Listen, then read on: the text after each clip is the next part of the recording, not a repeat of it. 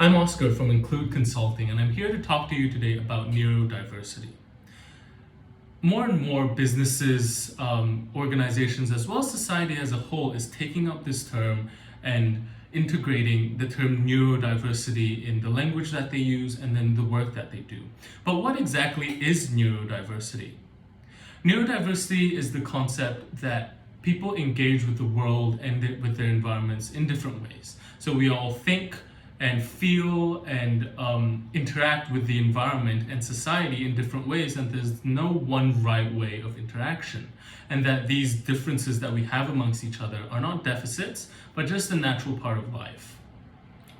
So more broadly, neurodiversity can just talk about the diversity of all people, but commonly it's referring to conditions such as autism spectrum disorder, as well as other developmental and learning conditions such as Tourette's, dyslexia, or ADHD. Historically, and in some spaces today, neurodivergency and its various conditions are still examined through something called the medical model of disability. So what is that? That links a condition or disability to a person's physical body, an individual physical body.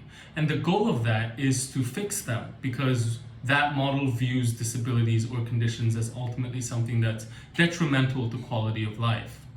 However, there's been more of a shift at understanding neurodivergent conditions through something called the social model of disability.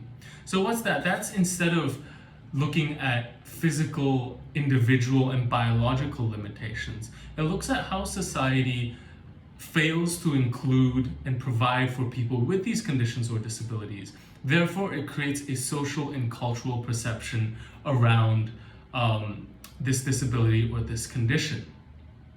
So what would an example look like of a neurodivergent condition that's examined through these two different models? Let's say, for example, you or someone you know is a fidgeter. They can't sit still.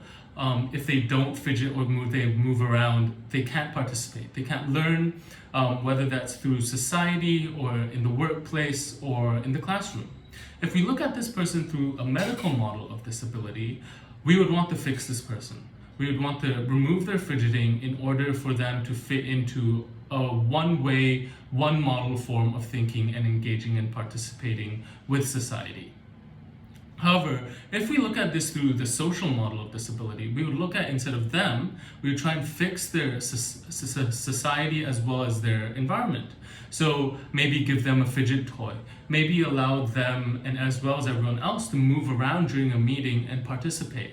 Or maybe it's a lecture and you schedule breaks so people can release their energy. So that's an example of a neurodivergent condition that's examined through these two different models. And it's important to understand that the social model of disability ultimately emphasizes inclusion as well as equity and diversity.